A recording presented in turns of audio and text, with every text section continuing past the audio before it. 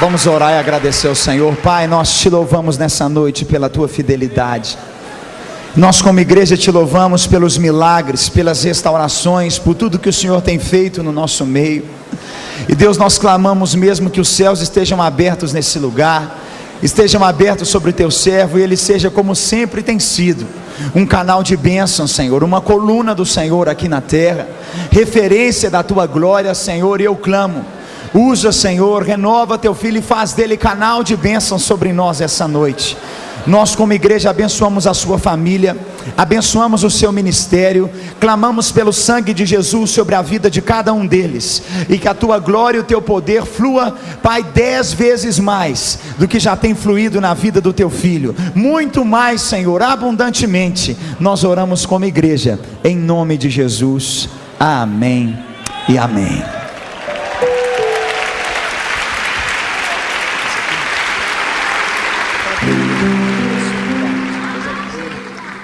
Aleluia. Cumprimento os irmãos com a paz do Senhor. Cumprimento os irmãos com a paz do Senhor. Quem está feliz aqui hoje? Veio algum pentecostal para a reunião hoje? Glória a Deus. Vamos estar em pé mais uma vez? Oh, glória. É hoje. É hoje que a tampa da chaleira vai voar. Glória a Deus. Os que trouxeram a Bíblia, abram-na comigo agora no livro do profeta messiânico, no capítulo de número 43. Livro do profeta messiânico. Quem sabe o nome dele? Isaías. Isaías 43. Glória a Jesus. Está preparado para voar hoje? Glória a Deus. Estou muito feliz em poder estar aqui de novo, em ver tantas pessoas animadas com fome de Deus. Eu vejo isso uma forma de um grande avivamento. E o mais interessante, é o público mais jovem e mais bonito do Brasil. E eu sou o pregador mais falso que existe, né? Brincadeirinha. Está escrito assim, Isaías 43, a partir do versículo 8. Traz o povo que ainda que tem olhos e é cego, surdo ainda que tem ouvidos. Todas as nações se congreguem e os povos se reúnam. Quem dentre eles pode anunciar isto e fazer-nos ouvir as predições antigas? Apresentem, pois, as suas testemunhas, e por elas se justifiquem, para que se ouça e se diga que verdade é. Vós sois as minhas testemunhas, diz o Senhor, o meu servo a quem escolhi, para que o saibais e me creais, e entendais que eu sou o mesmo, e que antes de mim Deus nenhum se formou, e depois de mim Deus nenhum haverá. Eu sou o Senhor, e fora de mim não há Salvador. Eu anunciei salvação e realizei-a, e a fiz ouvir. Deus estranho não houve entre vós, pois vós sois as minhas testemunhas, diz o Senhor. Eu sou Deus. Ainda antes que houvesse dia eu era, e não há ninguém que possa livrar alguém das minhas mãos, porque operando eu, quem me impedirá? Aleluia. Capítulo 44, versículo 28 e a sequência. Que digo de Ciro, ele é o meu pastor, cumprirá tudo que me apraz. Que digo também de Jerusalém, será edificada, e do templo será fundado. Assim diz o Senhor ao seu ungido, a Ciro, a quem tomo pela mão direita, para bater as nações ante a sua face, e de cingir os lombos dos reis, para abrir diante dele as portas, que nunca mais se fecharão. Feche a Bíblia, coloque no banco, coloque na cadeira, pegue na mão de alguém bem bonito do seu lado agora. Se não tiver ninguém bonito o suficiente, olhe para mim aqui. Tente pegar na minha mão. Se pegou na mão do seu irmão, aperte a mão do seu irmão com carinho até ele falar aleluia. Pentecostal que não faz barulho está com defeito de fabricação, né? Mais uma vez, vamos orar. Pai, eu te glorifico por estar aqui. Eu te glorifico pela oração que o pastor André e a igreja fizeram pela minha vida. E a minha oração agora não é para invalidar a oração deles, é para complementar a oração.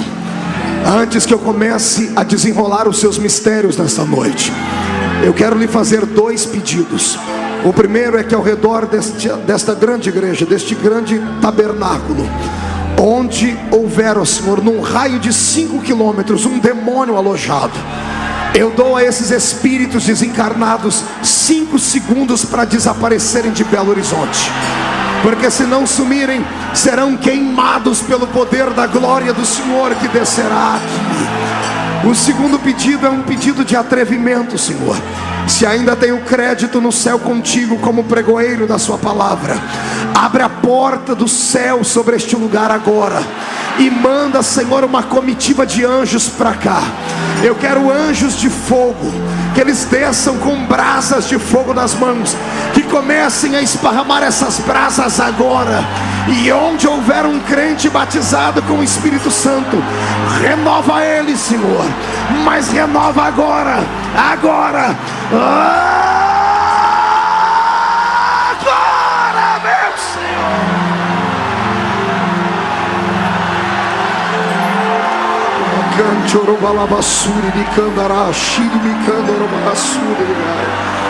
Tu não precisas do homem para nada, tu és onipotente. Mostra a sua onipotência hoje, Pai, em nome de Jesus Cristo. Amém, amém e amém. Antes de se assentar, levante o dedo de profeta para cima comigo e aponte o dedo para a pessoa mais perfumada do seu lado e diga para ele: escute aqui, irmão, é hoje o dia da mudança, o dia da restituição. Deus vai lhe dizer hoje qual é o lugar que você ocupa no maior movimento da história, do movimento de avivamento para o planeta Terra. Se segure, porque a igreja vai tremer nessa noite aqui. Quem acredita nisso, jogue a mão para cima, adore ao Senhor. Aleluia. Tome o seu assento, por gentileza. Senhoras e senhores, noiva do Cordeiro, simpatizantes da nossa fé, amigos que vieram de perto, de longe, pessoas que fizeram das tripas coração para estarem conosco aqui nessa noite, Deus tem uma palavra que vai mudar a sua história hoje aqui. Essa palavra terá 3 momentos. Eu quero primeiramente tocar a sua mente e te fazer conhecedor da palavra profética. Depois o Senhor vai tocar a sua alma e vai fazer brotar emoções no seu coração. E no final o Senhor vai treinar o seu espírito, e vamos sair daqui preparados para colocar o diabo no lugar dele, debaixo dos nossos pés. Amém. Quando eu abro a minha Bíblia no livro do profeta messiânico, no livro do profeta Isaías, eu fico imaginando a alegria e a honradez que esse homem teve da parte de Deus por ter sido levantado em uma época obscura, negra, e ter sido levantado com uma voz profética. Isaías foi um daqueles homens que o Senhor levantou na terra no tempo do Velho Testamento e alguns do Novo, que eram homens que tinham uma espécie de luneta telescópica espiritual diante dos seus olhos, porque eles enxergavam o futuro. Isaías vaticinou em um tempo e não viveu para ver as profecias da sua boca se cumprirem. Tudo que ele profetizou veio se cumprir 200, 300 anos mais tarde. Mas o livro do profeta Isaías, ele é muito mais do que apenas um compêndio histórico para a nação judaica. Esse livro, ele traz revelações sobre-humanas e sobrenaturais. Deixa-me aqui tatear um pouco os seus conhecimentos. Quem conhece a Bíblia, quem fez teologia, quem já leu o livro de Isaías, sabe que ele, entre todos os profetas, é o mais venerado, é o livro mais respeitado e o mais lido, não apenas pelo clã cristão, mas também pelo povo judeu. Os judeus têm um apreço em especial por o livro do profeta Isaías. E quando começamos a fazer uma espécie de analogia entre este livro e a Bíblia protestante que nós temos na nossa mão, chegamos à seguinte conclusão: o livro de Isaías parece ser uma Bíblia em miniatura. Nós temos a nossa Bíblia protestante composta por 66 livros, dos quais 39 estão no Velho Testamento e 27 no Novo Testamento. Os primeiros 39 livros deste nosso livro livro, ele fala exatamente sobre a nação judaica, o pensamento de Deus, as correções de Deus e as palavras proféticas para a nação de Israel. Os 27 posteriores livros, que nós chamamos de Novo Testamento, falam para uma outra espécie de povo, falam para um Israel, mas não aqueles da Palestina, fala para uma história de um novo Israel, alguém que pegou uma carona na salvação e entraram dentro deste carro e não saíram mais dele. A bênção foi extensiva para este povo. Quando eu leio o livro do profeta Isaías, eu entendo que ele também tem 66 capítulos, como a nossa Bíblia tem 66 livros. Os primeiros 39 capítulos do livro de Isaías, parece que eu ouço Deus gritando no ouvido de Israel, chamando a atenção, falando sobre o futuro, falando sobre o que ele queria para eles, e Israel não dá atenção às palavras do Senhor. Os 27 últimos capítulos, o Senhor está falando sobre um novo tempo, um tempo de avivamento, um tempo de graça, um tempo onde uma nova nação seria erguida na terra, e esta nação não é outra senão esta que está reunida aqui hoje, dentro de Belo Horizonte. Pois bem, o livro do profeta Isaías então é uma arma secreta de Deus, dessas que Deus usa somente em tempo certeiro. E quando Deus me manda pregar neste livro, eu tenho que me segurar na terra, porque a minha alma quer se desprender do corpo. O que você vai ouvir aqui hoje vai deixar você com tanta fome de Deus, que algumas pessoas, irmão André, hoje quando saírem daqui vão ter que sair segurando pelos muros e pelos carros, porque senão vão acabar voando para o céu. Deus revelará a eternidade para você hoje. Quem acredita nisso, dê um grito de glória ao nome do Senhor. Pois bem, vamos lá. Isaías foi um desses moços que teve a oportunidade de nascer em uma família rica. Ele tinha, além de ter o sangue dos judeus nas veias, ele tinha o sangue azul. O tio dele foi um dos maiores reis que Israel já teve. Para o tio dele, o Senhor deixou cerca de alguns capítulos exaltando a majestade e a magnitude do grande rei Uzias. Um homem que soube trazer um avivamento a Israel, despertar a fome de Deus pelo povo, mas cuja glória e a santidade se transformaram numa espécie de arapuca ou alçapão para prendê-lo, porque no final da sua vida ele é rejeitado por Deus, porque ele era tão santo, poderoso e famoso, que um dia ele entrou dentro do santuário e achou que podia fazer o serviço de um sacerdote. Quando ele vai saindo de dentro do santuário, a minha Bíblia diz que o Senhor coloca uma lepra na testa dele, e isto vem fazer com que ele venha morrer.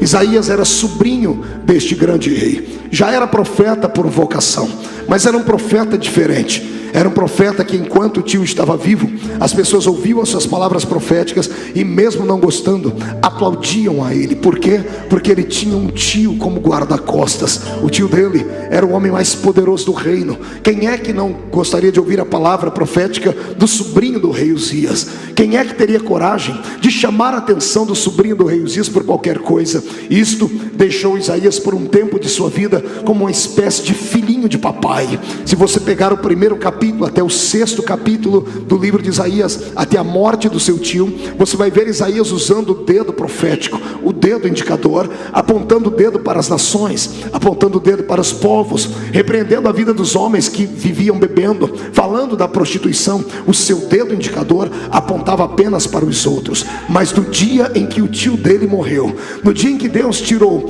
todo o alicerce humano que fazia com que ele fosse uma pessoa tão bem querida pelo povo, e tinha dado a ele tanta coragem para profetizar, no ano em que morreu o rei Uzias, ele descobriu que ele não era nada a não ser aquilo que Deus havia feito dele. Ele que vivia apontando o dedo para os outros, no capítulo 6, no velório do tio dele, para de apontar o dedo para os outros, para de dizer: ai de ti nação, ai de ti bebum, ai de ti adúltera. Ele pega o dedo que vivia apontando para os outros e aponta para si e diz: ai de mim que vou perecendo, porque os meus olhos viram o rei, os meus olhos sentiram a presença do Todo-Poderoso. Foi só no capítulo 6 que o Senhor converteu o coração deste homem. Aí ele deixou de ser um profeta bam, deixou de ser um profeta desses que todos querem ouvir porque fala tudo que os outros querem ouvir, e passou a ser um profeta daqueles que Deus gosta, daquele que fala aquilo que os homens precisam ouvir e não daqueles que os homens querem ouvir. Olhe para cá, estamos aqui diante do profeta Isaías. Ele não é mais o garoto de 17, 18 anos que profetizou logo que o seu tio morreu. Ele agora é um ancião. Ele está a ponto de fazer uma das piores loucuras que algum homem já fez na terra. Aliás, ser louco é uma atitude e um dom de todo profeta. Deus não usa nenhum homem normal da cabeça, irmão. Eu acho que Deus tem até receio desses intelectuais que ficam pensando muito e ficam filosofando antes de usarem os talentos de Deus, que ficam dizendo to be or not to be, that's the question. Ser ou não ser, eis a questão. O Senhor tem pacto com gente tantã da cabeça, amado. É verdade. Todos os profetas da Bíblia Sagrada eram homens anormais e só podiam ser usados porque eram anormais. Eu lhe apresento, por exemplo, o primeiro profeta do Velho Testamento, tido como grande profeta em Israel, que era Moisés. Alguém pode dizer, não pastor, Moisés era um homem equilibrado, era professor de astronomia na escola do Egito, era filho da filha de Faraó, conhecia idiomas, conhecia línguas e era o futuro príncipe do Egito. Ah pastor, Moisés não era desequilibrado nem louco. Você que pensa, Deus só chama gente que não é normal.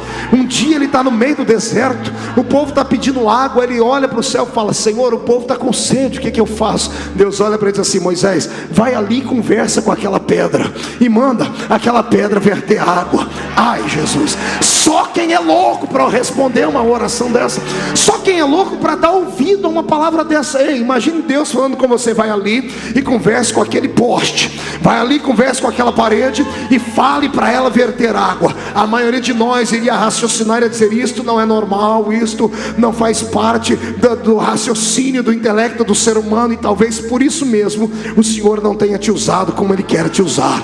Deus manda dizer que nesta noite Ele quer levantar uma geração profética, mas esses homens têm que ser loucos, têm que ser anormais, têm que caminhar com os pés na terra, mas a sua memória tem que estar diante do trono do eterno Deus, lá em cima da graça.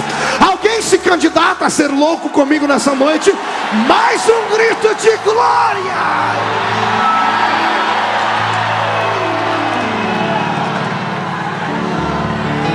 Pastor, eu preciso de mais 2 homens da Bíblia loucos, porque toda doutrina tem que ter pelo menos 3 passagens bíblicas para nós dogmatizar, não é? Então eu lhe dou mais 2 loucos. Imagine você que Deus entrou dentro de Israel e procurou um homem, e o homem não estava no rancho dos profetas. Tem uma instituição na Bíblia que eu acho ela muito engraçada, é o tal do rancho dos profetas. O rancho dos profetas era uma escola profética. Os filhos dos reis, dos príncipes, dos homens abastados iam para lá para aprender a profetizar, para terem a unção divina e para trazer status à família. Mas nenhum dos profetas da Bíblia saíram de lá. Aliás, alguns que estudaram lá acabaram sendo mortos por uma ursa. Lembra quando eles gritaram para Eliseu, sobe careca, sobe calvo? Eliseu ficou tão irado naquele dia. Ele não ficou, eu tenho medo de dizer como é que ficou Eliseu naquele dia. Ele só disse, Senhor, eu não quero esses rapazes vivos mais. A ursa veio e despedaçou eles. Todos os demais profetas da Bíblia saíram do meio do povo, saíram de lugares que ninguém jamais podia imaginar. Um deles estava fazendo pão na padaria de Israel, dentro de Jerusalém. O nome dele é Oséias. Um homem que está fazendo pão é elevado ao nível de profeta. E eu não sei aqui te dizer propriamente como foi que Deus descobriu que ele era louco. Talvez porque o Senhor olhou para ele e fez a ele um pedido, e não é que ele obedeceu. O Senhor disse para ele, Oséias, levanta-te, vai no meio da casa de prostituição e toma uma prostituta para ser tua mulher, e ama, tenha filhos com ela, e quando ela te trair, perdoa ela e tenha mais filhos com ela, e ela vai te trair de novo, perdoa ela e tenha mais filhos com ela. Senhor, por que o Senhor quer isso de mim? Porque eu quero que você seja o exemplo na terra daquilo que eu fiz. Eu me casei com uma prostituta chamada Israel, uma nação que me troca por deuses. Amados, quem é que teria coragem de abandonar uma vida certinha para casar com uma prostituta? Somente quem é louco e tem uma chamada divina para ser profeta. Agora, pior de todos foi Isaías, porque Isaías ficou 3 anos pelado, nu, andando pelas ruas de Israel. Imagine que coisa feia. Você ri porque não era você. O Senhor disse, Isaías, ande nu pela terra, porque eu quero que esse povo entenda que eles estão desse jeito diante de mim. E assim como eles têm vergonha de olhar para você, eu tenho vergonha de olhar para eles. Pastor, vale a pena ser profeta? Profeta termina cedo, a cabeça dele vai para a bandeja de prata com 3 anos e meio de ministério. Vale a pena ser profeta. Só que vou lhe dar agora uma palavra que você nunca ouviu na vida, e se ouviu vai se relembrar. Não espere que as pessoas na igreja aplaudam o seu dom profético. Não espere que os homens entendam a unção profética na sua vida. Não espere que os grandes líderes venham dizer assim: ali vai um grande profeta do Senhor. Não, os homens que estão na mesma fé que você jamais darão valor que o profeta tem. Sabe quem dá valor a um profeta? O ímpio.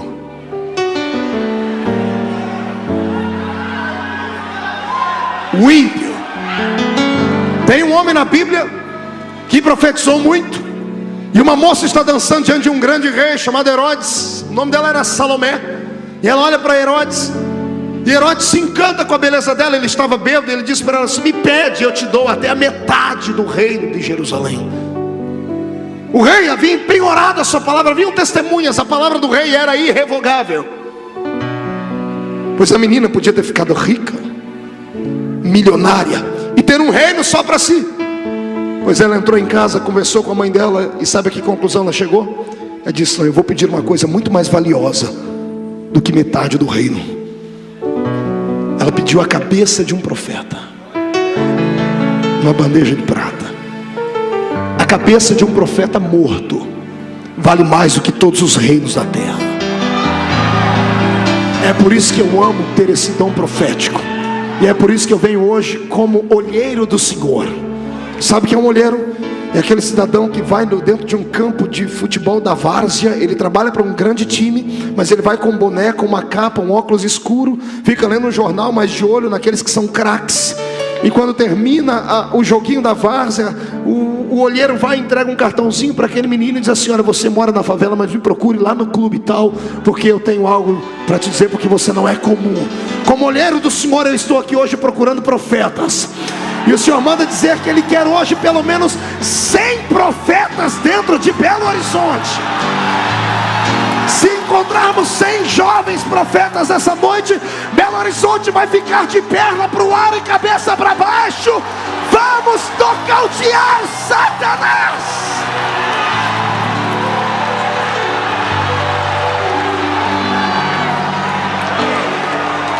Glória a Deus.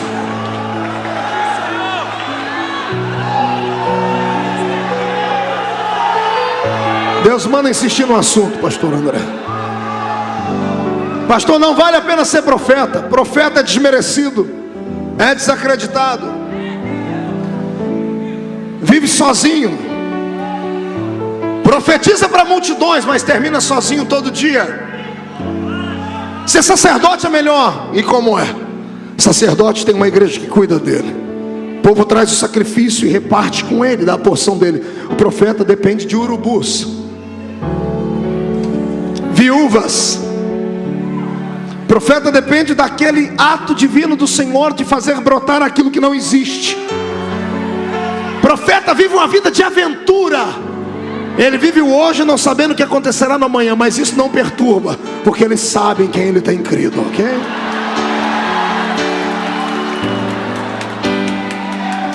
Eu vou lhe contar a história de um profeta para entrarmos na história bíblica, que para mim é um dos profetas que mais me emociona.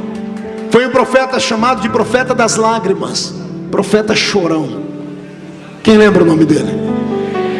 Então um belo coro agora, 1, 2, 3. Esse camarada aí. Você sabe por que ele chorava? Você sabe por que ele é tido como profeta chorão? Porque ele profetizou por 40 anos na terra, e nenhuma das suas profecias aconteceram. E todo mundo olhava para ele e chamava ele de falso profeta. E ele só profetizava aquilo que ninguém queria ouvir, era fatalista. Chegou um ponto que o rei, que dominava a época, que dominava o tempo de sua época, mandou convidar Jeremias e prendeu no calabouço. Sabe como ele morreu? Pneumonia dupla, escarrando sangue, porque ele ficou preso na masmorra de um palácio.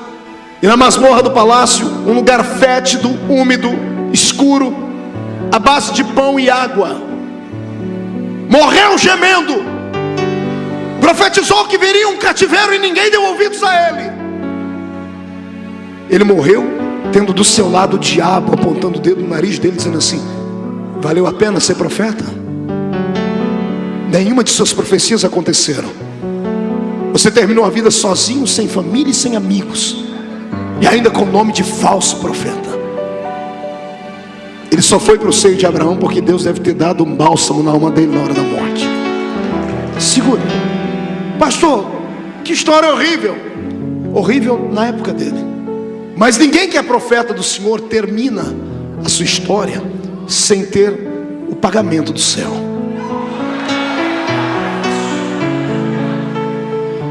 Demorou um pouquinho para a gente na terra.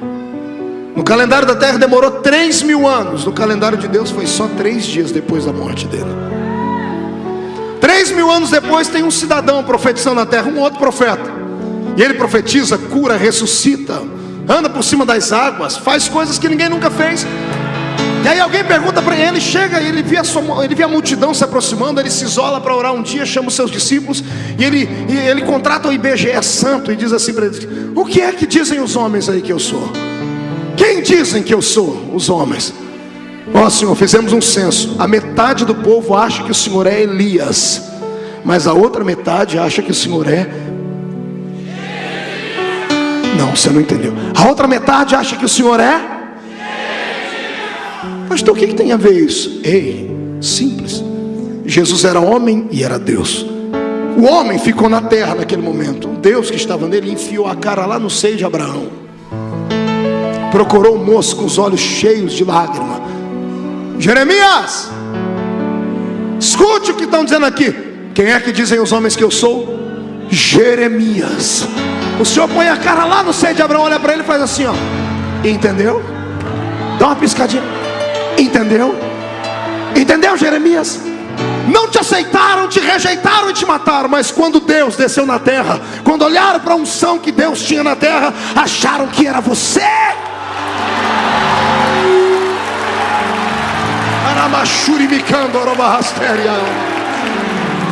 Eu profetizo hoje em nome de Jesus que vem sobre a tua família, que vem sobre a tua casa uma unção profética tão grande, uma unção profética tão extraordinária, que tudo que você falar no nome do Senhor vai acontecer a partir de hoje.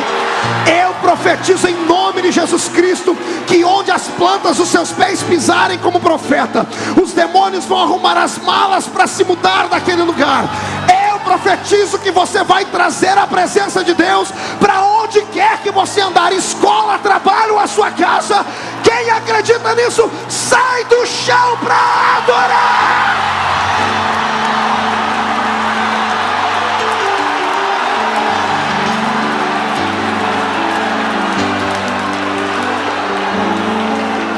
Aleluia.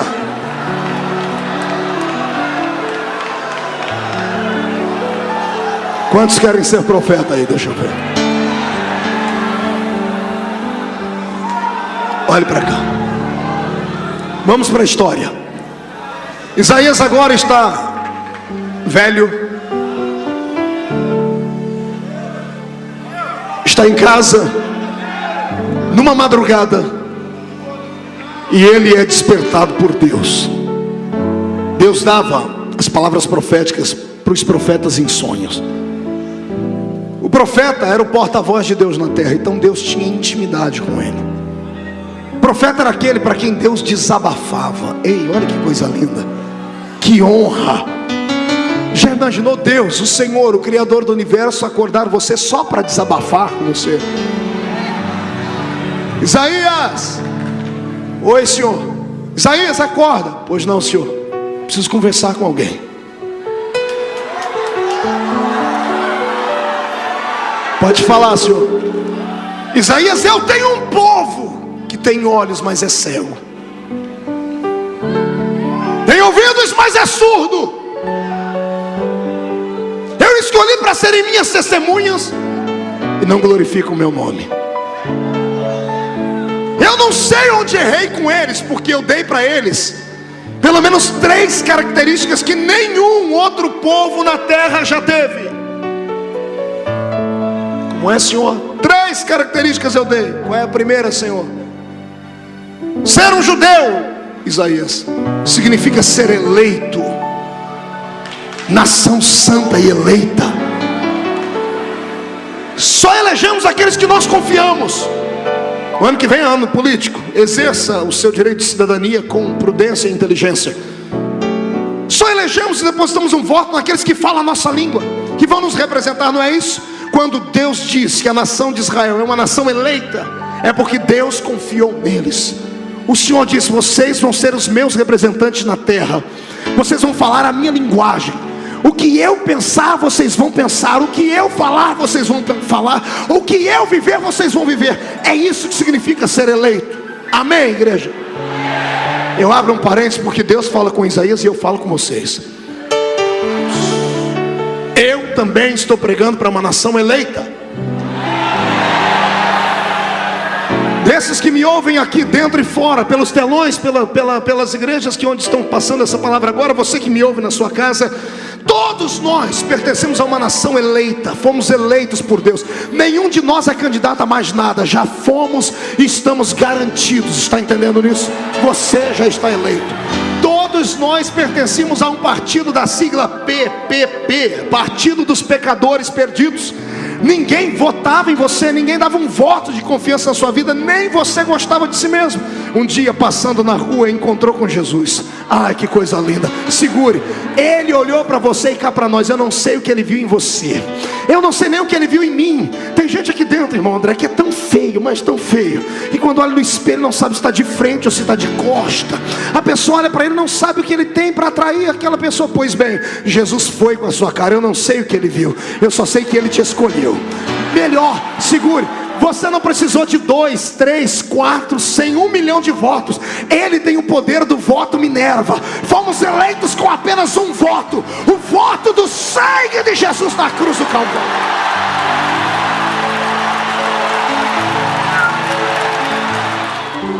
Primeiro, nação eleita. Grite: nação eleita. Segunda característica para ser o povo mais feliz da terra, Isaías, além de serem eleitos: eu dei para eles uma terra que mana leite e mel. Eles habitam na terra que mana leite e... O que significa habitar na terra que mana leite e mel? Significa habitar na terra mais segura, no lugar mais seguro do universo. Está entendendo? Há alguns anos atrás, o lugar mais seguro do mundo era aquele lugarzinho chamado, perto onde estavam alicerçadas as duas torres do World Trade Center, a pequenina ilha de Manhattan, ali em Nova York. Quantas vezes passei naquele lugar e vi a boçalidade dos americanos, andando nas suas limusines, descendo dos seus carros com aqueles grandes guarda-costas parecendo leões de chácara. Não era difícil caminhar por aquela pequenina ilha e ver o FBI, a CIA, ver a SWAT, porque aquele lugar era o centro do planeta Terra, falando de forma comercial, o lugar mais seguro do mundo. Quantas vezes os americanos e quantos presidentes da América não deram depoimento em escritos, não deram depoimento na televisão, dizendo: nós americanos não temos medo nem de ataque atômico, porque temos mísseis anti-armamento atômico, nós temos poder, nós temos autoridade, temos poderio bélico. E de repente não precisou uma bomba atômica, não precisou 2 ogivas nucleares como aquela que explodiram Nagasaki e Hiroshima.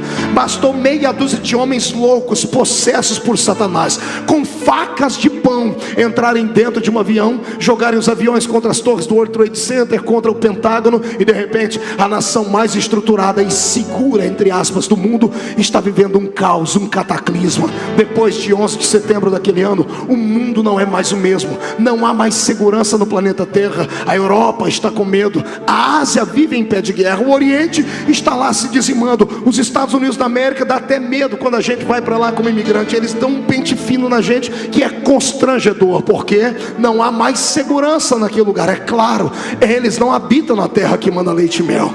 Agora, eu conheço uma nação santa, uma nação evangélica, que habita na terra que manda leite e mel, e ela tem nome. E eu sei que você já vai gritar: Batista da Lagoinha. Eu vou dizer: é claro que não. Eu sei que você vai dizer: então é a Assembleia de Deus, pastor. Também não. Não é a Igreja Deus e Amor, não é a Igreja Universal, não é a Igreja Presbiteriana. O nome da terra que manda leite e mel não é a Igreja Jesus Cristo foi ali e já volta. Não. O lugar mais seguro do mundo se chama o centro da vontade de Deus. Quem está no centro da vontade de Deus está seguro. Pode se levantar 11.000 demônios contra você, 1.000 cairão ao seu lado, 10.000 à sua direita, e você não será atingido.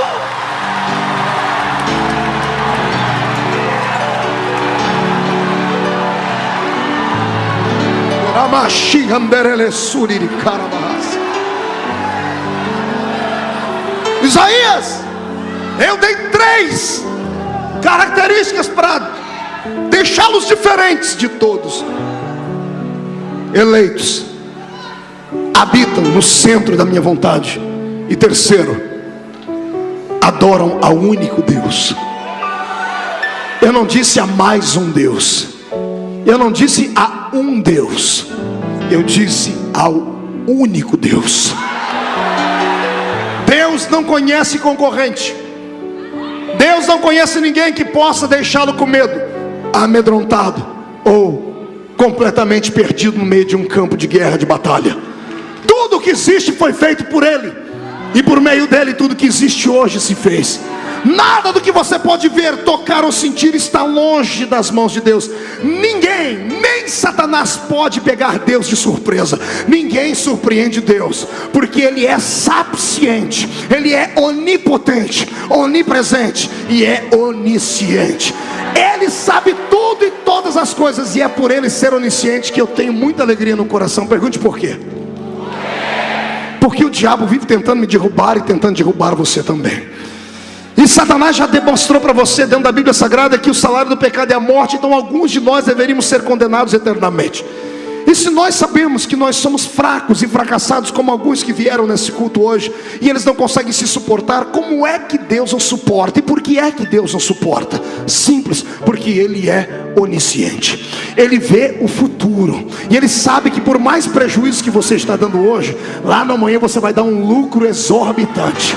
Deus é um investidor, André. Deus não investe naquilo que não dá retorno, está entendendo? O mais fraco crente aqui nessa noite, aquele que você olha para ele e diz assim, ó, esse aí é um crente Raimundo, um pé na igreja e outro pé no mundo. Esse crente que você olha para ele e diz assim, pastor, esse crente aqui é tão gelado, que se eu ficar mais 5 minutos perto dele, eu pego um resfriado. Pois bem, o mais fraco crente aqui hoje, ele é mais forte do que o império das trevas de pé. Ele é mais forte do que Satanás, está entendendo? É por isso que eu quero que você agora saia deste calabouço e comece a glorificar aquele que fez os céus e a terra.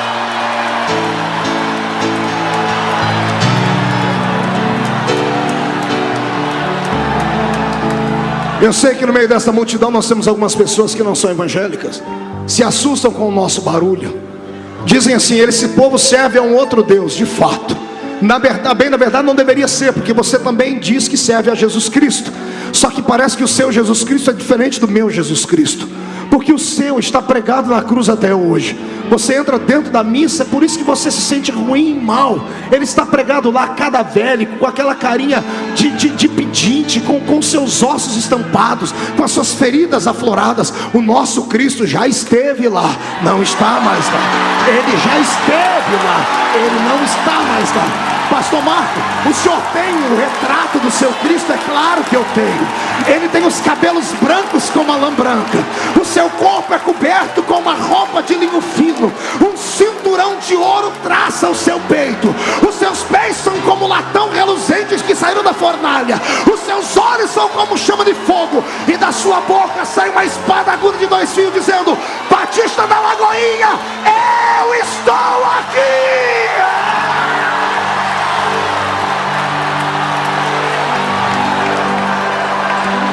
Aleluia!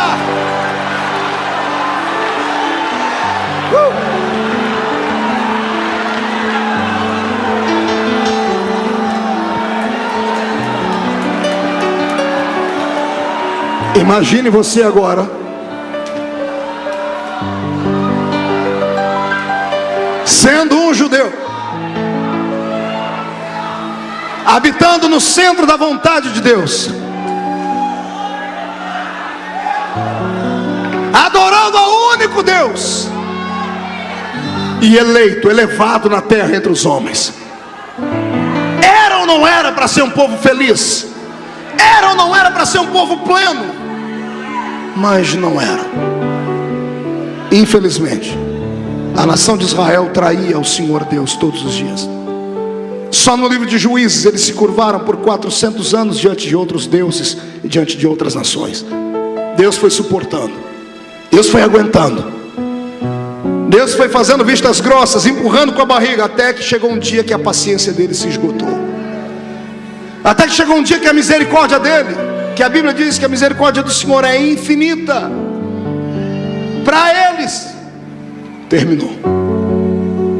O Senhor disse: Isaías, o meu povo é cego, é surdo e só conhece uma linguagem, a linguagem do sofrimento.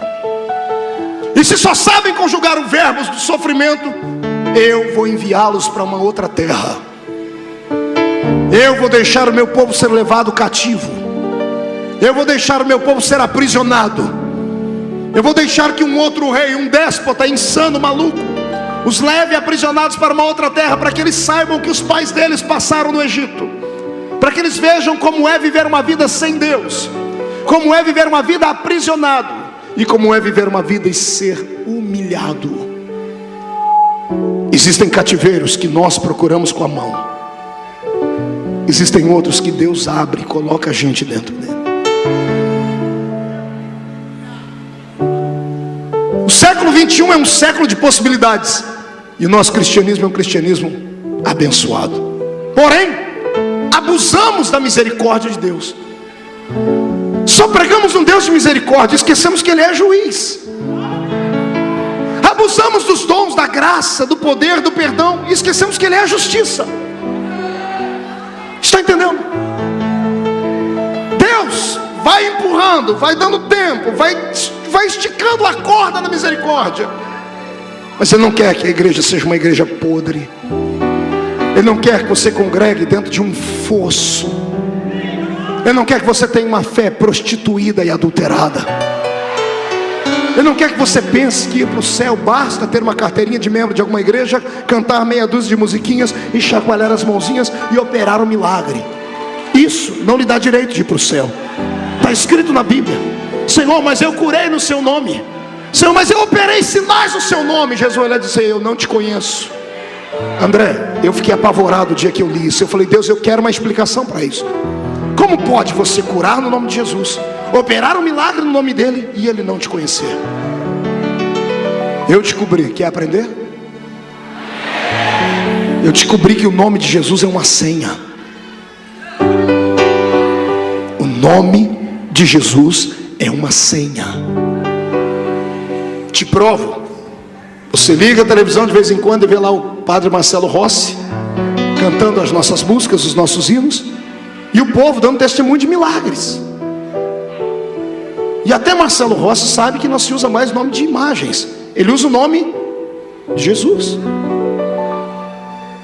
Em alguns terreiros de macumba, Satanás é tão besta que há um sincretismo religioso entre o catolicismo e o candomblé. Daí a macumba, que é uma religião completamente brasileira, usa o nome de Jesus. Está escrito na Bíblia: é um nome sobre todo nome.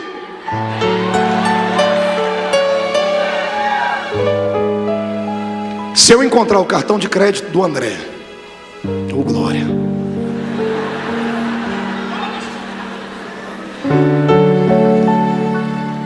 e chegar no banco, passar o cartão dele, eu vou conseguir sacar, sim ou não? Não, porque não basta ter o cartão, tem que ter. Se eu descobrir a senha, ele está perdido. Sabe o que o diabo fez? Roubou a senha da igreja e disseminou no nosso meio que basta falar Jesus para você ir para o céu. Nem todo aquele que diz Senhor, Senhor entrará no reino dos céus. Pastor Marco, não, mas eu vou para o céu. Calma aí, tem alguém errado na história.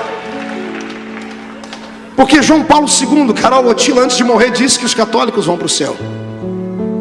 O Bispo Macedo afirma que são os irmãos da Universal. O presidente da minha denominação, pastor Zé Wellington, diz que são os assembleianos. Davi Miranda diz que é o pessoal da Deus é Amor. O pessoal da Seixoneia diz que Gorrosão falou que todo mundo vai para um céu diferente, mas vai. Tem alguém errado na história. Eu não posso ir para o céu com uma pessoa imunda, que viveu uma vida torta, podre, desgraçada e deslavada. Porque o céu não é lugar disso. Ai, Jesus, eu fiquei bravo agora. Irmão, quantos querem ir para o céu? Levante a mão. O céu não é lugar para você não. Você não vai se sentir bem lá. Pergunta para mim, por quê, pastor? Lá não tem alambique, não tem cachaça no céu. E você sai da igreja e amarra um porre nos restaurantes da vida. O céu não é lugar para você. Lá não tem a Souza Cruz, não tem banca de revista para você comprar revistas pornográficas. No céu não tem site para você passar a madrugada inteira navegando em sites indecorosos. O céu não tem boates, não tem prostitutas. O céu vai ser um lugar muito monótono para você. Para ir para o céu, para onde eu vou, estou lutando para chegar lá, tem que ter as suas vestiduras lavadas no sangue do Cordeiro.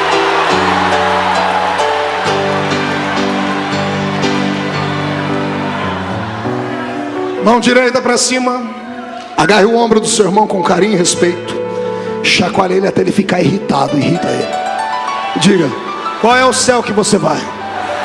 O céu da glória ou o céu da boca da onça, irmão? Só quem vai para o mesmo céu que eu dê um grito para o inferno ouvir.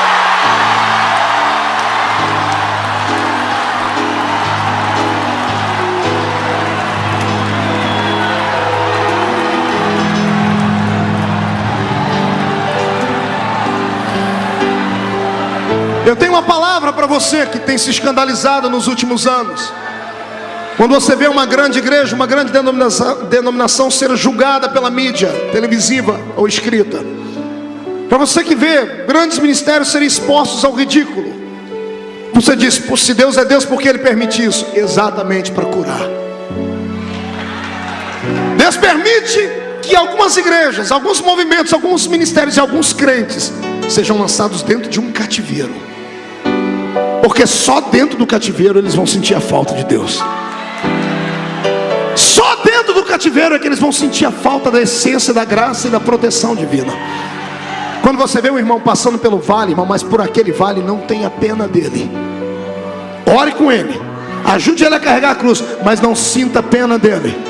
Deus sabe o que faz. Na vida do crente, o que não acontece amando de Deus, acontece com a permissão dele. Satanás não pode tocar em você, está entendendo? Todo julgamento que vem sobre o crente é Deus tratando com ele. Então comece aí a se preparar e vai dando graças ainda. Por quê, pastor? Porque o meu Deus só bate e açoita aqueles a quem Ele ama. Está entendendo?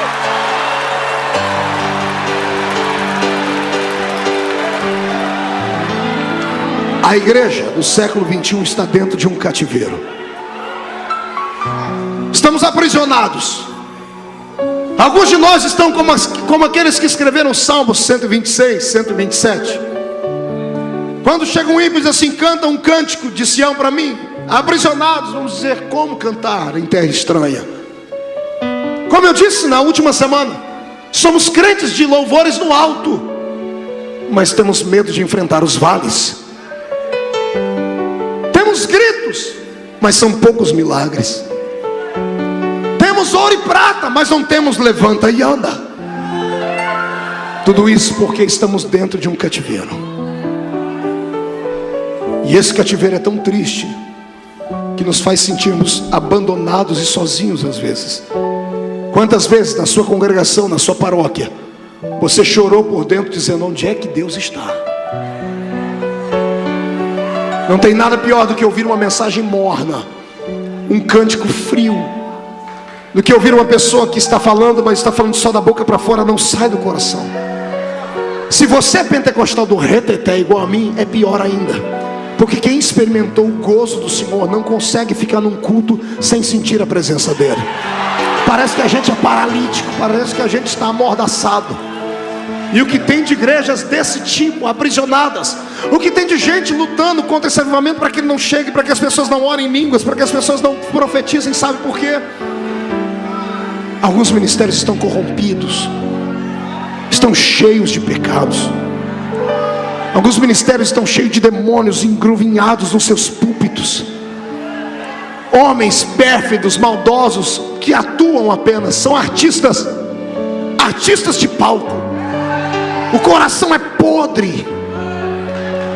E eles têm medo de fogo, e tem que ter mesmo. Porque quando o avivamento vem, Jesus traz tudo de volta que a igreja tinha. É aqui que entra esta geração que veio me ouvir pregar. Deus quer devolver os talentos na sua igreja através de você.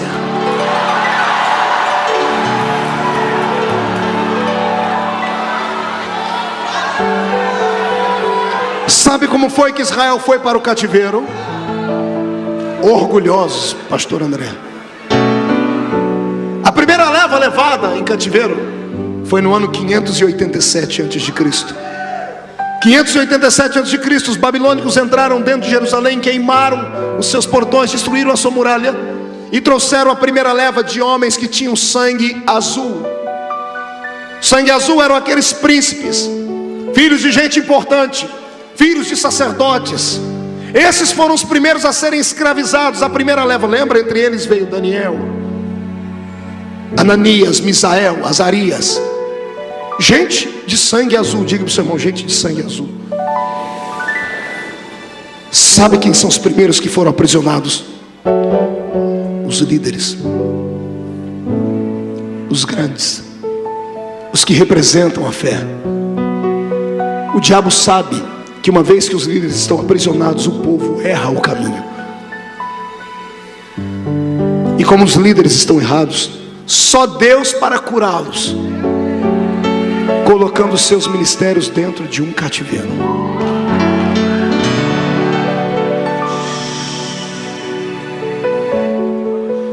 Entraram lá dentro altivos. Flávio Joséfos diz que a conversa dos príncipes era essa: fiquem tranquilos, não abaixem a cabeça, temos Deus lá em cima. E por mais errado que nós estejamos, basta a gente rapar a cabeça e jogar cinza na cabeça, Ele perdoa a gente. Eles eram acostumados a abusar da misericórdia de Deus, como você tem feito. Como você tem feito. Só porque chorou, falou em línguas, já está tudo bem, sai daqui, vai fazer a mesma coisa errada. Cuidado, não brinque.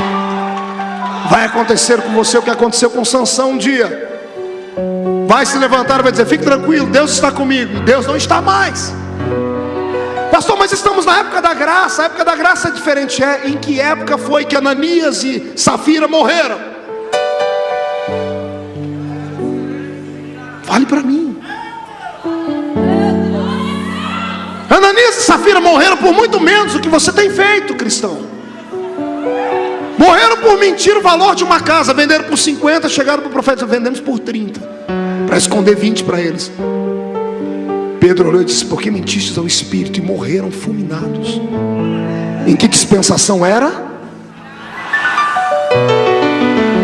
Olha para o seu irmão e diga para ele: muda de vida.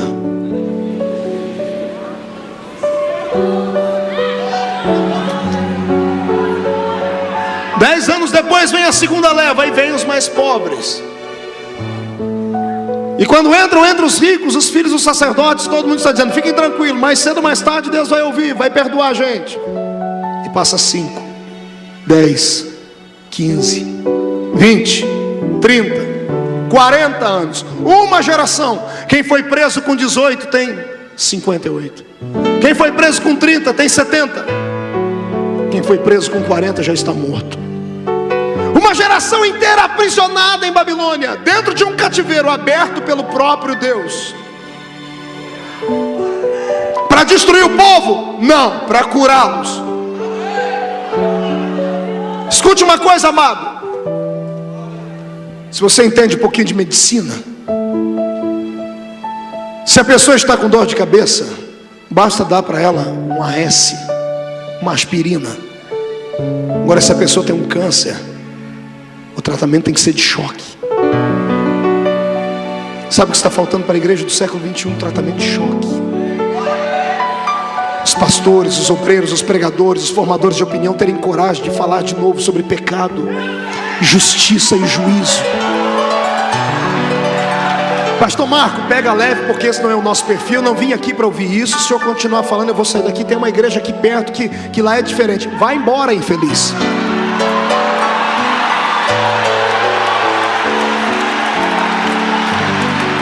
Se você não achar uma aqui perto, caminhe mais alguns quilômetros, você vai encontrar. Tem igreja para tudo quanto é tipo e para tudo quanto é gosto.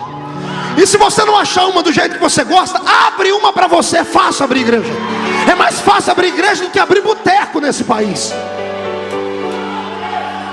Hoje você pode fugir dessa palavra, ficar aí bravo, querer ir embora. Hoje você pode, porque é um homem que está falando. Mas vai chegar um dia que nós vamos estar numa reunião muito maior do que essa.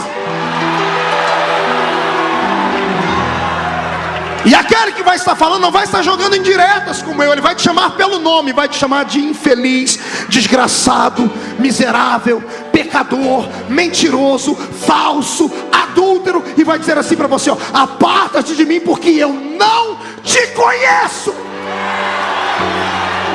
Aí eu quero ver você levantar e falar assim, ó: Jesus, dá licença que eu vou sair daqui porque eu não estou me sentindo bem. Você vai para onde?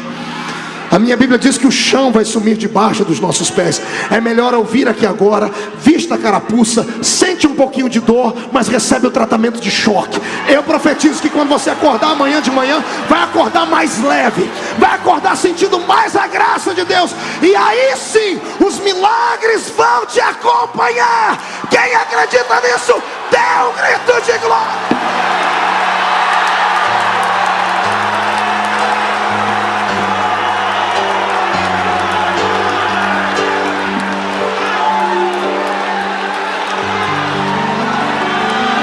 Estou com um chicote na mão. Recebe, igreja do Senhor.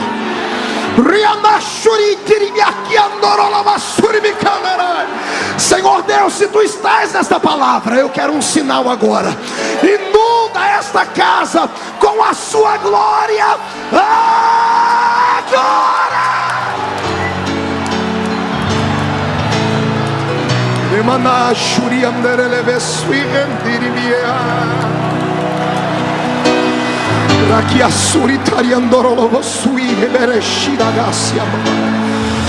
Senhor, onde houver um crente que crê nisso, está arrependido e não é batizado com o Espírito Santo, batiza ele agora, Jesus.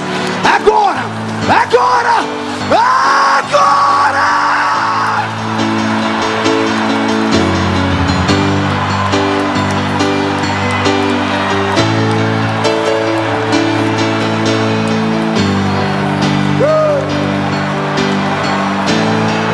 Sente um pouquinho, já estou terminando.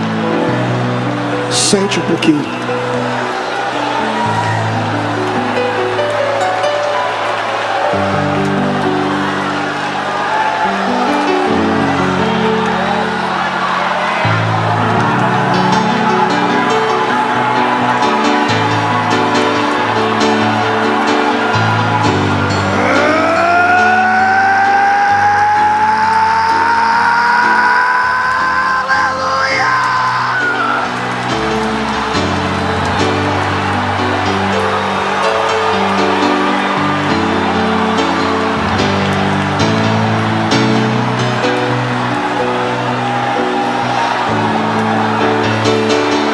Glória a Deus.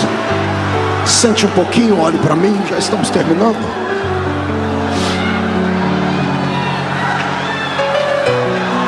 A minha geração está dentro de um cativeiro. Nossos filhos estão aprisionados. A minha geração é uma geração mundana. É uma geração que não é sensível à santidade. Buscamos uma santidade interior, é válido. Mas quando essa santidade tem que exteriorizar, nós não aceitamos. Queremos ir para o céu e sermos parecidos com o mundo. Queremos ir para o céu e fazemos as mesmas coisas que o mundo faz. Ser crente é ser diferente. Pastor, o senhor veio lá da Conchinchina falar de doutrina de igreja? Não, vim falar de coisa mais séria, vergonha na cara. Está na hora de você deixar o brilho de Cristo extravasar. Está na hora da senhora começar a cuidar mais da sua reputação, do seu nome. Está na hora do senhor voltar a ser um rapaz cheio do Espírito Santo. Está na hora do seu vizinho saber que você é crente. Está na hora da universidade saber que você tem uma chamada profética. Está na hora dessa cidade inteira saber que você não é só mais um membro de uma igreja. Você é uma brasa de fogo tirada do altar do Senhor. Está na hora.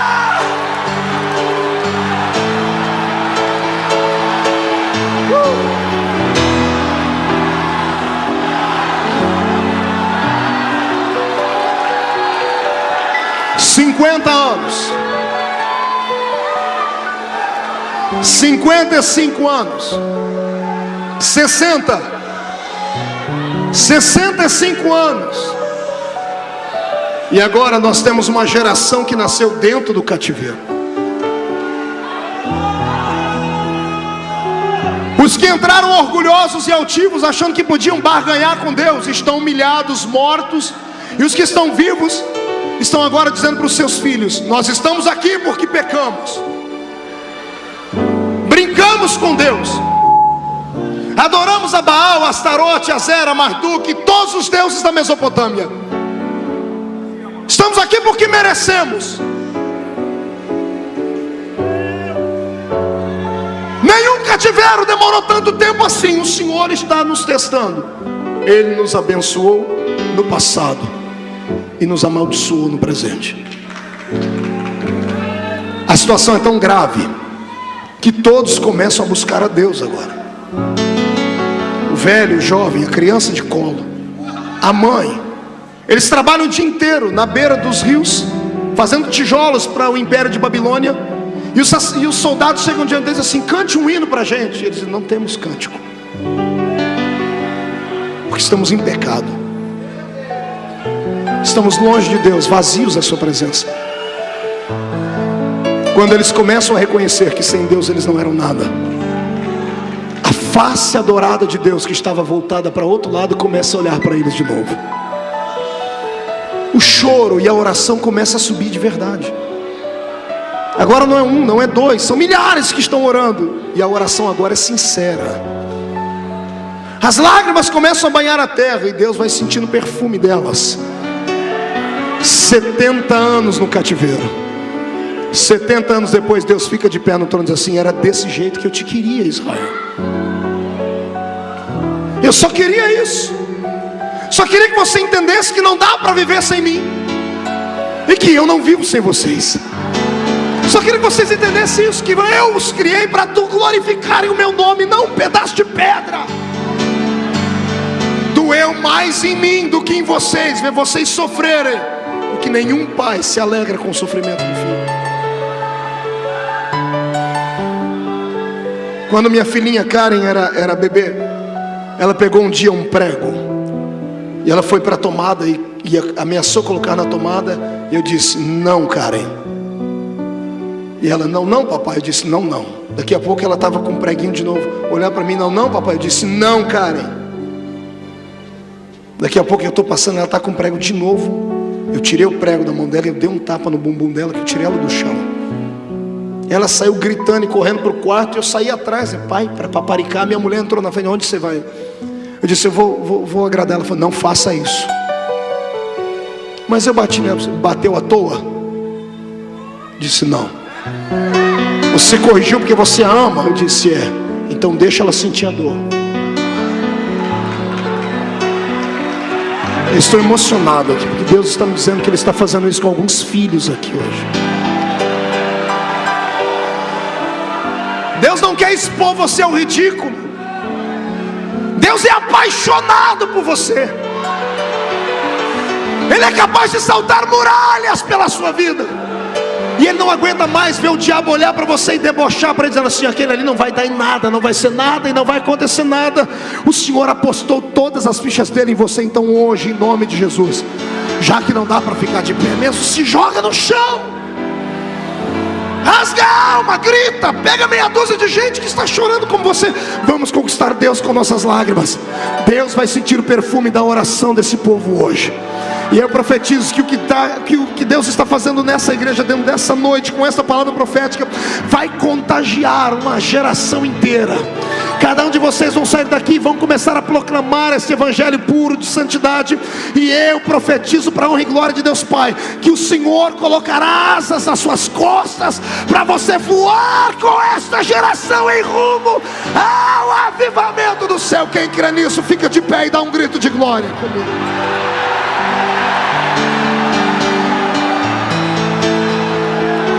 Fique de pé comigo.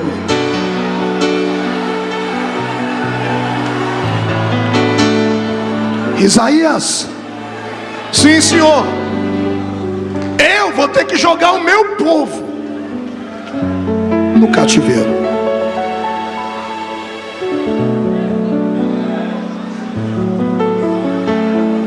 Isaías profetizou no ano 700.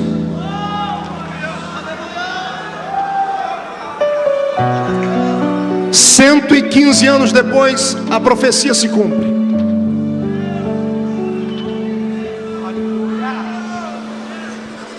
Setenta anos de cativeiro. 200 anos depois da palavra profética, o povo está de joelhos chorando, e Deus fica de pé e diz: agora eu te liberto, Israel. Recebe o que eu digo. O Deus que abriu a porta do cativeiro continua com a chave na mão dele. Ele abriu, ele sabe a hora. Ele fechou a porta atrás de você, ele sabe a hora de abrir. Ele te colocou lá, ele sabe que está chegando a hora de você sair. Eu profetizo que a glória dessa segunda casa será maior do que a glória da primeira casa.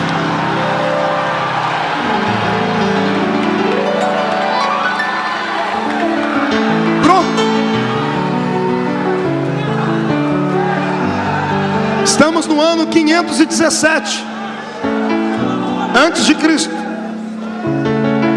A ordem cronológica, ela não ascende, ela decresce. No ano 517 antes de Cristo, a nação está curada. Como nação, Israel nunca mais adorou outro Deus. Israel nunca mais colocou uma imagem diante deles depois do ano 517 antes de Cristo. O cativeiro funcionou. Agora vem a parte do milagre. Diga para o seu irmão: é agora que você vai ver. Porque é que Deus disse: operando eu, quem impedirá? Pegue na mão do seu irmão. Fiz tudo isso para chegar aqui.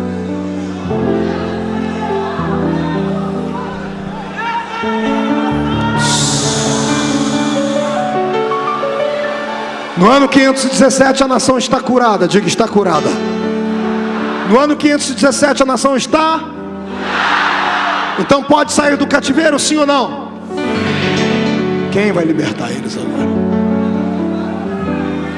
Não tem um soldado pronto para a guerra. Os que nasceram lá dentro nunca pegaram uma espada. Não tem nenhum soldado lá dentro pronto para enfrentar o exército inimigo. Quem é que vai libertar Israel agora? Aí começamos 44, versículo 28 de Isaías. Porque digo de Ciro: ele é o meu pastor. Qual era o nome do rapaz? Grita, 1, 2, 3. E ele fará tudo que me apraz. Eu colocarei na mão dele todas as nações, e as portas ficarão abertas e nunca mais se fecharão. O nome dele era? Olhe para cá.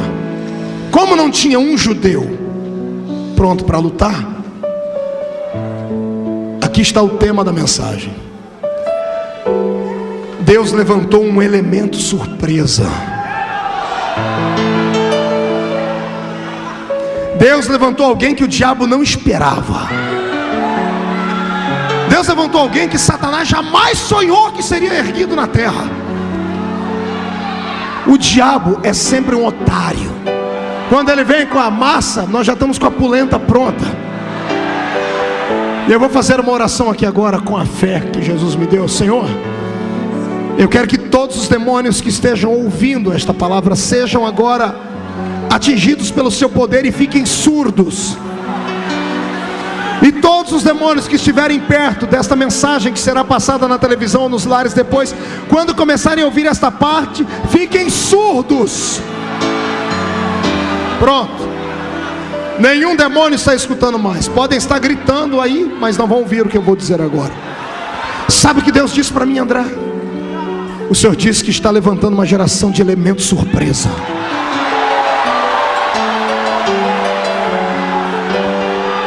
O diabo é um besta. Sabe o que ele faz? O número de demônios é limitado. Diga, limitado. O número de demônios é limitado. Se você entende de matemática bíblica, você sabe que quando Satanás caiu, caiu com ele quantos anjos? A terça parte. Se caiu a terça, ainda tem 2/3 de anjos. Para cada demônio que te atormenta, tem 2 anjos para te libertar.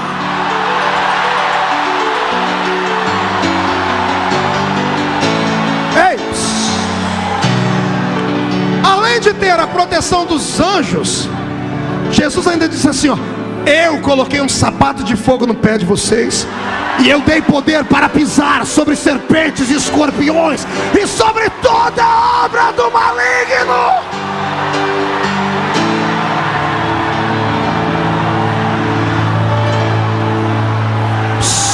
Segure, estou terminando. Aí sabe o que o infeliz faz? Como ele não sabe, como ele sabe que não pode manipular multidões, sabe quem é que ele atinge?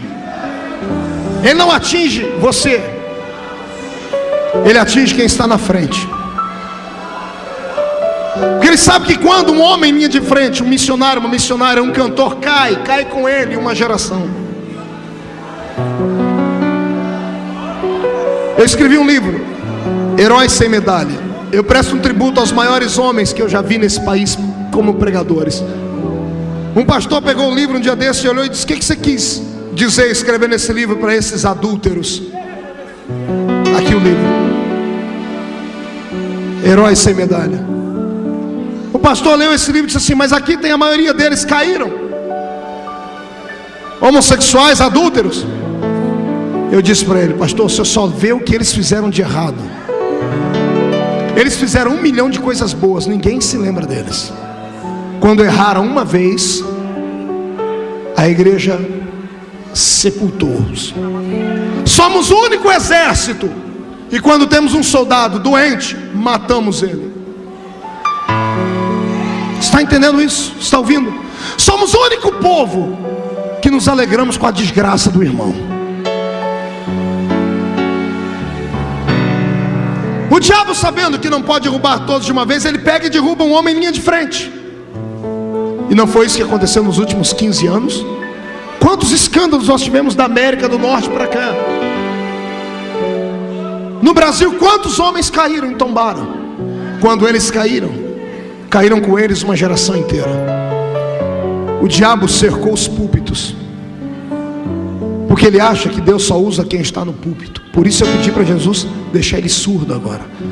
O besta acha que só é ungido quem tem uma carteirinha no bolso. Ele pensa que ungido é só aquele que cursou um curso de teologia. Não sabe ele que todos aqueles que aceitaram Jesus como Salvador foram ungidos por Deus.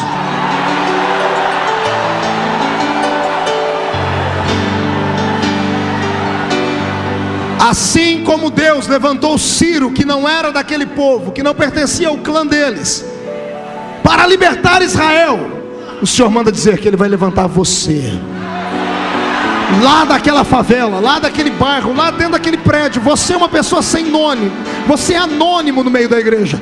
Nunca te deram uma oportunidade para pregar a palavra, nem para cantar um hino. Pois se prepare, quando vier esta oportunidade, o que você não fez em 20 anos, fará em 1 hora.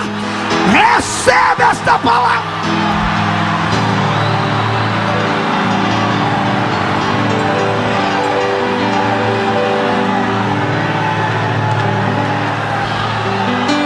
Olhe para mim para terminar de uma vez.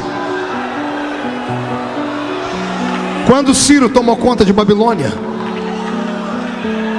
ele não libertou os judeus. Os judeus marcaram audiência e pediram para ser libertos. E Ciro disse: eu não tenho nada contra os judeus, mas vocês vieram no pacote. Eu herdei um reino e vocês vieram junto. Os judeus começam a orar. Flávio Josefo diz que eles vão orar. E na oração alguém encontra um baú de roupas antigas. No fundo do baú encontra um pergaminho, um rolo, um livro amarelado e carcomido pelo tempo. Quando abrem o rolo, está escrito: rolo do profeta Isaías. E o filho de um sacerdote, de um escriba que sabia ler, pega o rolo e começa a ler. E vai lendo, lendo, lendo. Não havia separação de capítulos nem de versículos. Era uma carta, era uma história. Quando ele chega no que para nós é o capítulo 44, final dele, o capítulo 45, início, o sacerdote para, porque ele lê no livro, escrito 200 anos antes, o nome de Ciro. Marca uma audiência, chega diante de Ciro e diz: Ciro, deixa o nosso povo ir embora. Ele diz: eu já disse que judeus não podem ir embora. O sacerdote levanta o pergaminho e diz: nós temos um documento que diz que você é obrigado a deixar a gente embora. Quem escreveu este documento? Um conterrâneo nosso que viveu 200 anos antes de você nascer. A história diz que Ciro pega o papel, dá na mão dos magos, dos físicos e químicos, para que eles analisem, para ver se a idade do papel era antiga. E quando ele descobre que o papel tem 200 anos de idade, ele começa a ler. E quando ele chega no capítulo 44, verso 28, e lê o nome dele lá no livro, Deus dizendo: eu digo de Ciro, é o meu pastor. Eu o levantei para ser um grande homem. A história diz que Ciro fica de pé e começa a chorar. Chora e diz assim: a vida inteira eu procurei por Deus, não sabia que encontraria Deus no meio de um povo aprisionado num cativeiro. O Deus de Israel é o único Deus, porque antes que eu nascesse, antes que a minha mãe nascesse, antes que a minha avó nascesse, Ele já havia me escolhido para uma grande obra.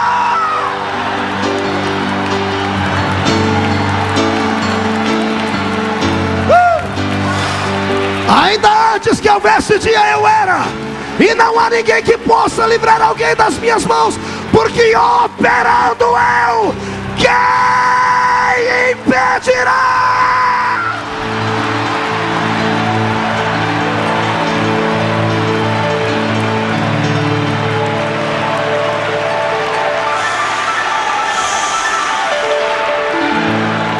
Pegue na mão do seu irmão.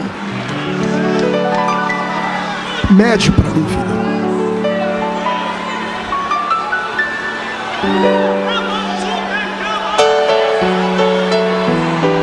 Olhe no rosto do irmão que está do seu lado. Memorize o rosto dele. Se tiver alguém em casa, faça isso. Memorize o rosto da pessoa. Memorizou? Olhe para o outro lado. Olhe para mim. Você não sabe na mão de quem você está pegando. Não é só um corpinho bonito, não é só uma pessoa perfumada. Você está pegando na mão do elemento surpresa de Deus.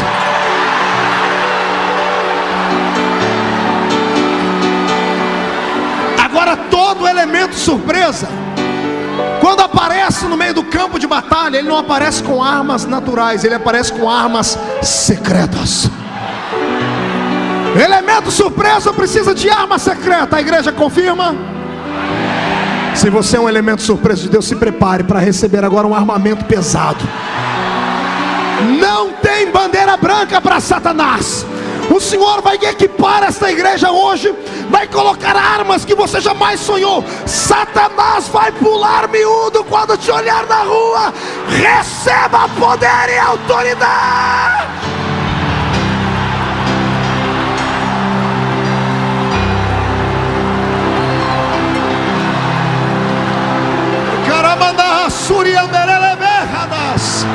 Jesus está arrebatando pessoas lá na galeria, é isso mesmo.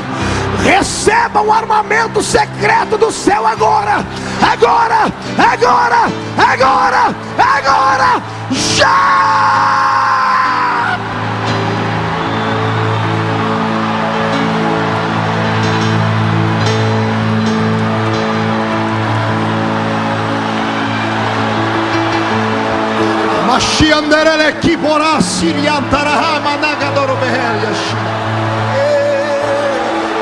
Ei, pegue na mão do seu irmão. Na mão não, pegue no braço. Eu já vou dizer agora, eu não me responsabilizo pelo que vai começar a acontecer hoje à noite aqui. Pegue no braço do seu irmão e olhe para mim. Os homens e mulheres mais usados e mais ousados do planeta Terra eram pessoas feitas da mesma matéria que você. A diferença é que eles se candidataram ao cargo de elemento surpresa. Eles andaram na contramão da vida. Eles nadaram contra a correnteza. Eles enfrentaram reinos.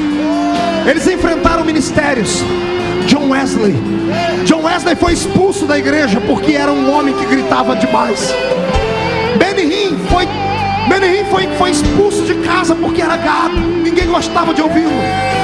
Kathleen Kuhlman foi uma mulher que a religião expulsou por causa dos seus problemas familiares. Mas foram homens e mulheres que pisaram a terra e deixaram a sua marca. Eu profetizo que a unção que estava sobre eles desce sobre você agora.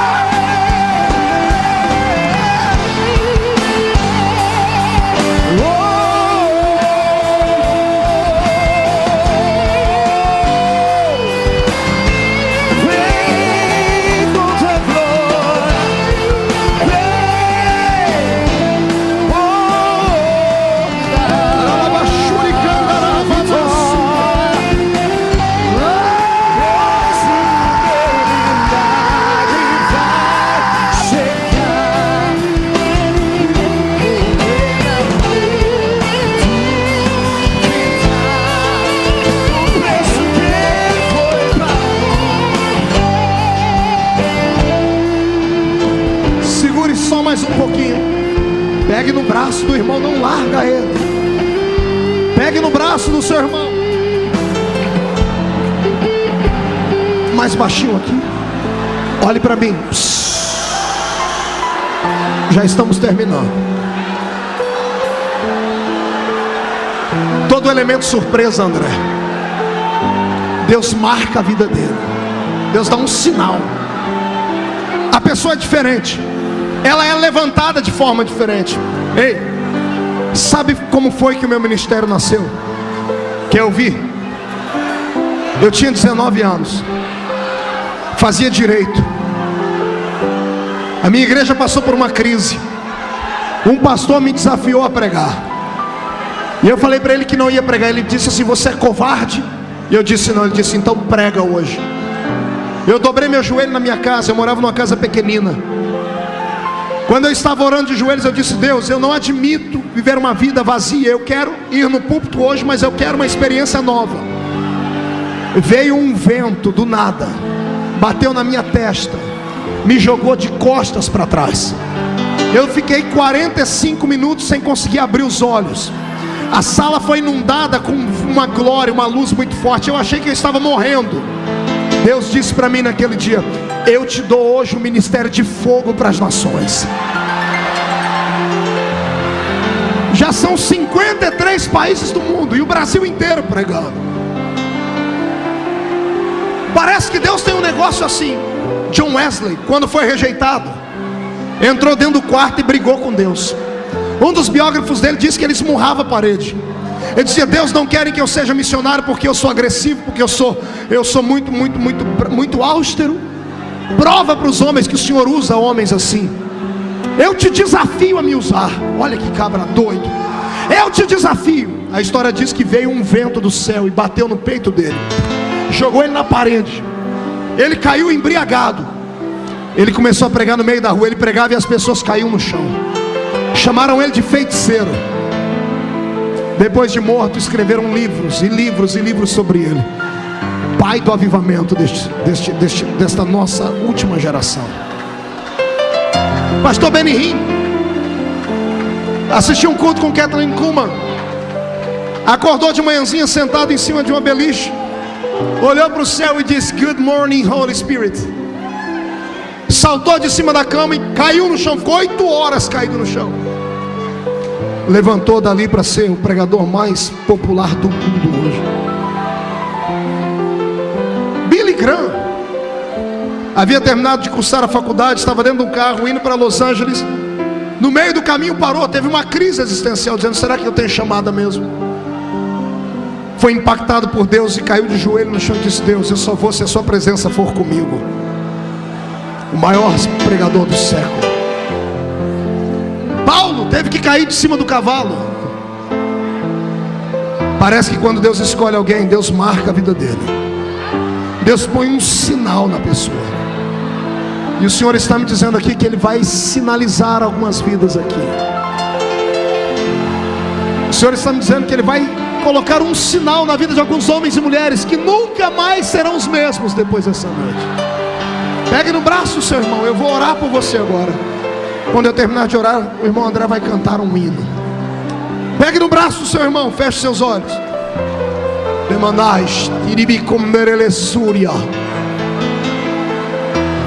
Não se assuste com o que pode acontecer.